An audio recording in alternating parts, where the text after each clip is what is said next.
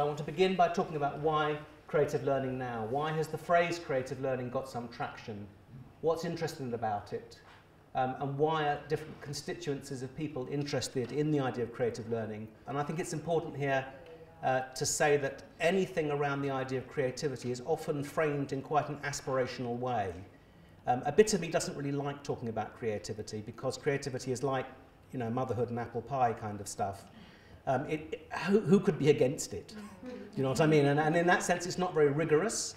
And also, it can mean many different things to many people, and I'm quite happy to engage in those discussions. But I'll say at the outset that in some senses I see it as a kind of banner, and it's often an important banner because of what it mobilises energies against. There are three very big themes, I think, which led to creativity having such prominence under the then New Labour government, 1997-2010, in England.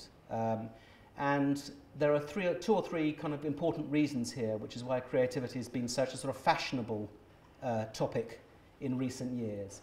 The first is the renewed attention to the creative economy.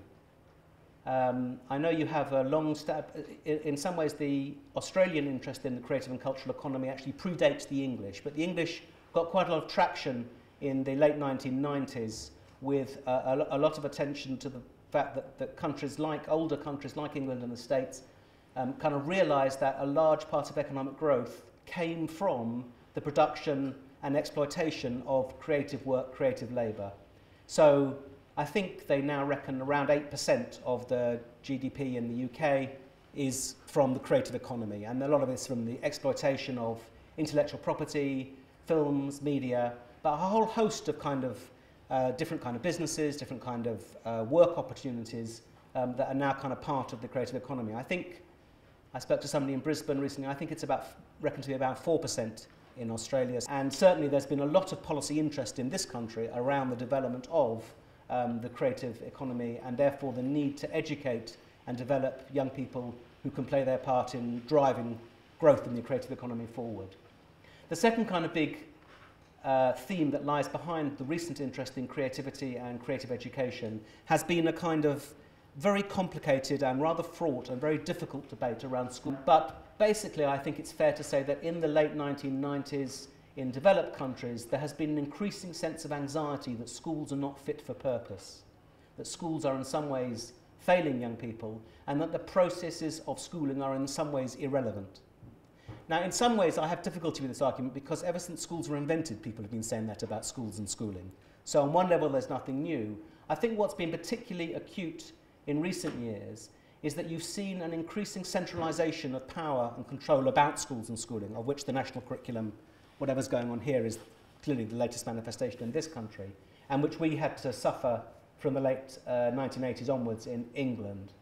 But you've also, and a lot of people have argued this, because schooling is so expensive, such an important, a key kind of part of welfare provision, you've also seen in many countries an opening up of schools and schooling to the private marketplace, and a greater interest in diverse provision, but equally people's sense of kind of profit and flow and the opportunities that arise from that.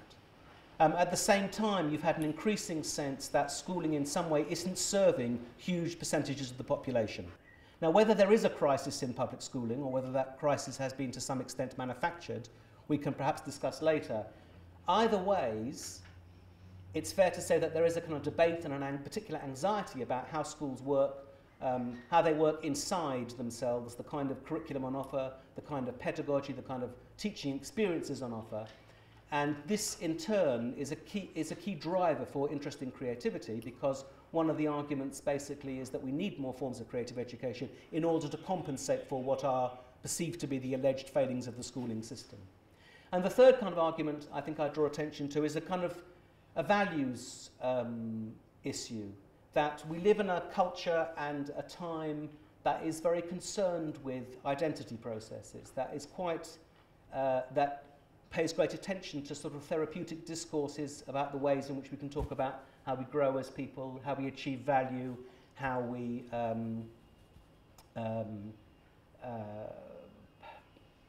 the quality of our lives and our experiences. And in that sense, creativity is also seen as kind of crucial as a process that we all need access to and experience of in order to in some ways fulfill ourselves.